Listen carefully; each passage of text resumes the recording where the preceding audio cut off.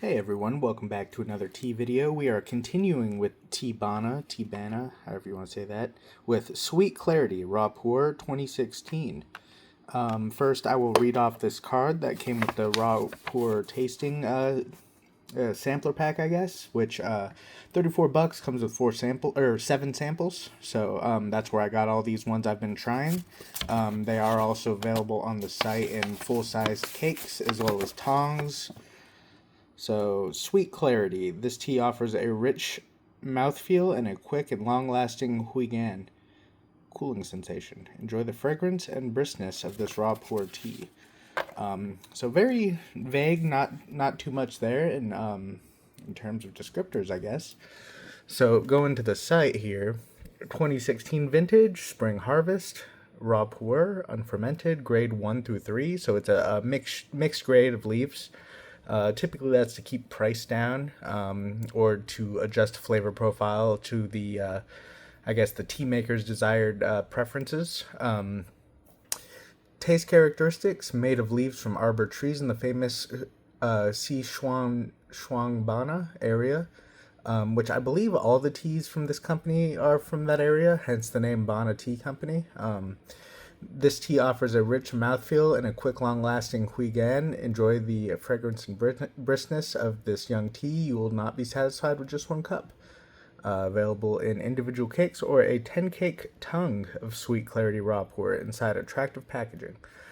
So for one cake, 100 grams is $42. So I think that's a very reasonable price, and they're little mini cakes. And then for a full tongue, or I guess in this case, a tongue. Is it tongue? They say tongue up here and tongue down here. I don't know. 10-cake tongue, $3.99.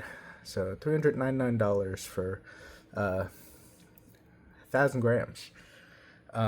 There is the instructions I will be following today. So 190 Fahrenheit, bit cooler than normal, along with the last one I tried as well. But this should be interesting. Let me open up the package real quick. We'll get a quick, just dry leaf smell on it.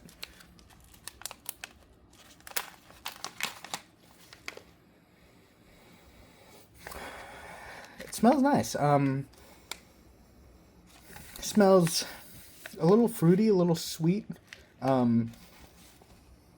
little bit of a minerality in there, but despite the age, it's not too funky smelling. Like occasionally they're funky smelling, occasionally they're not. This one definitely still smells like tea. Still smells nice. It is definitely a little bit of scent of age on it, but it's not too bad. I think the first one I tried a few days ago so far was like the strongest age smelling one.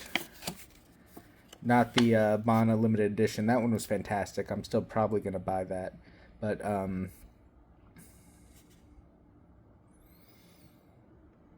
maybe it was the Jingyu Bulang Raw Pour, the 2010. That one to me smelled quite aged. That one was a little funky smelling. But my water's a little hot, so we're gonna do this again where we cool it off by pouring it in my Gongdao Bay, just real quick. And this is just gonna be the wash.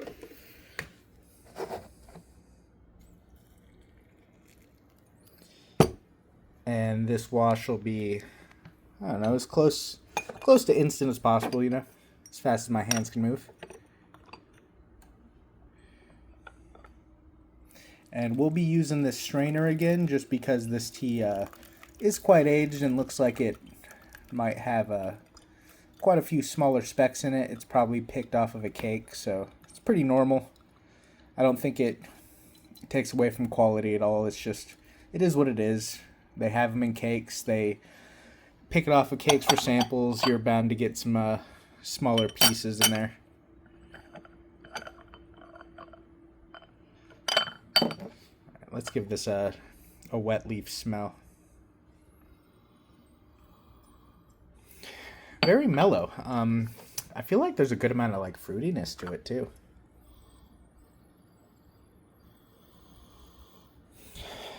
I don't know what kind of fruitiness. It's like the last one I had the limited edition, the Bana Tea Company limited edition. That one was very distinctly like stone fruit, apricot. This one's just a vague fruitiness. Not a bad thing. It's very nice. But I cannot describe to you what kind of fruit that is. And of course, it has that typical raw Pu-erh smell, but it's very muted with the age. You know, a little bit of vegetal, like very, very little. It's mostly, I think, overpowered with that sweet and fruitiness. A little bit of like a hint of a spice in there, but very little. Overpoweringly, mostly off the scent, I'm just getting like fruit and sweet.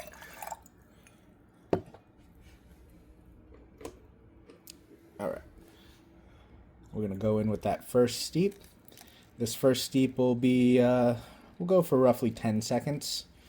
I believe that's what Bana Tea suggests. They have an interesting brew guide on here. It's 1 second rinse, which I can't move that fast, but I try.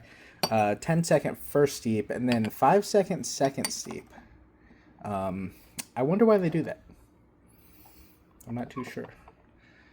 All right. That's probably 10 seconds, right? Sure. Who's counting? But I'll show you this liquid here too and show you the comparison to the wash. And I didn't use the filter that time just because it's looked like it got pretty clogged there. That's the annoying thing about this filter. I don't know if that's how all of them are. Get clogged very easily, and you have to like kind of blow out the holes. Otherwise, it just doesn't really flow through that well. But there's the wash.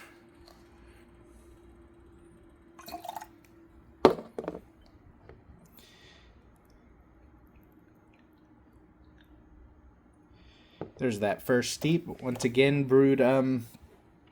That for that wash, I'd put it in the Gongdao Bay to cool off. It was a little over 200 for that first steep. It was about 195, so a little warmer than they suggest. But I'm not too worried. Although, all right, so it's a little different, right? It says 195 up here, so perfect. I was good there. And then down here in the little logo, it says 190. So I don't know. Probably fine. I think tea's a little more accepting of those slight variations, where I think like coffee people are super on top of it. They're all scientific about it, you know. That's I think why I've been more drawn to tea, I think. But looking at the liquid, real nice deep golden amber color already. Very clear, very beautiful looking liquid. No specks, no dust, no dirt. Looks fantastic.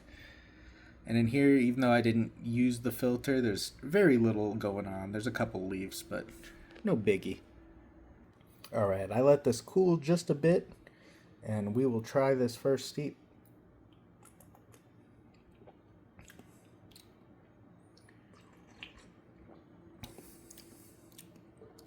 It's very nice. Nothing stands out too much about it. Like that previous tea, the Bana limited edition, that one just had a very, very strong apricot note. This one, on the other hand, it tastes like an aged raw Pu-erh. It's very nice. Nothing bad about that. You know, if you're looking for a really good, smooth, easy drinking, and when I say smooth, I mean it doesn't have like a harshness to it. It doesn't it goes down easy, you know. It has a nice full body, full thick mouth feel. It coats the mouth. It's not astringent. Zero bitterness, no harshness. It's like all the just tasty elements of a nice aged raw Pu-erh, and none of the downsides from what I see so far. Very easy to drink. Incredibly easy to drink. And that Hui-gan they mentioned, which I've been enjoying in these Bana teas. I feel like I've noticed them more in these recent Bana teas than any other tea I've had before. I don't know if it's an age thing. I don't know if it's a region, if it's these teas. I don't know, but I've been noticing that they call it a returning sweetness or a cooling. It's definitely something. It's definitely there. I'm definitely noticing it. I like it a lot. And there is like a real subtle sweetness back of the tongue, on the palate as it goes down. Really nice tea. I'm going to try a second steep. All right, here's that second steep. We went ahead and did it at 195 Fahrenheit again. It's been about 10 seconds, probably a little too long. I tend to err on the side of too long rather than too short, but I like my tea strong. But so far I wasn't getting any bitterness or astringency, so I feel doing a little longer is perfectly fine in this application. Sometimes you might notice a little bitterness and astringency and might want to back off the time or back off the temp a little. Really a learning experience, and that's why I'm doing this as well as posting it, so hopefully others can learn as well. These aren't even really meant to be reviews so much as just, I don't know, a tea journal of what I'm drinking, what I think of it, and maybe others will find it helpful.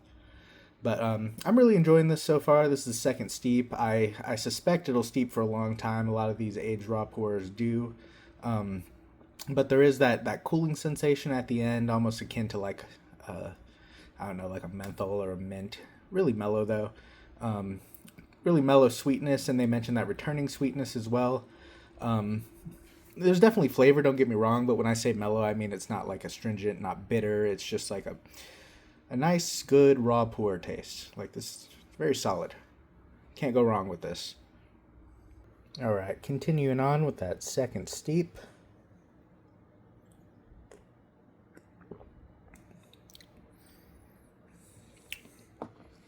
I did squeeze out a little bit of bitterness in that steep, but very mellow, very mild, very little. If anything, a lot of people might like it. I somewhat enjoy it. But overall, a very easy drinking tea. Very little bitterness unless you go too long or too hot like I've been doing, which even then the bitterness is kind of pleasant. Very full body, nice returning sweetness and a cooling effect at the end. Just a very, and also the fragrance on it, really nice, still like sweet and fruity. Overall, I'd say it's a very great, easy drinking aged raw pour for beginners or experienced people. Would be very solid daily drinker if you wanted to. It's a little on the bougie side for sure. You know, it might be a little pricey, but it's not horrible. 100 grams, $42. Pretty solid price for what I consider a reasonably high end tea. It's grade 1 through 3. Yeah, I like it a lot. This one, you know, I've been adding a lot to the favorites list lately, but this one might also go up there. This is just a really solid raw pour. Nothing crazy about it. Not super fruity, not super floral, not bitter. Just it's a rock, you know. It's solid. It's great. But I think that's all I got for this one. Leave a like if you enjoyed it. Subscribe for more tea content. Leave a comment. Let me know what you think. I'll link this down below along with the sampler pack. All right. Thanks for watching. See ya.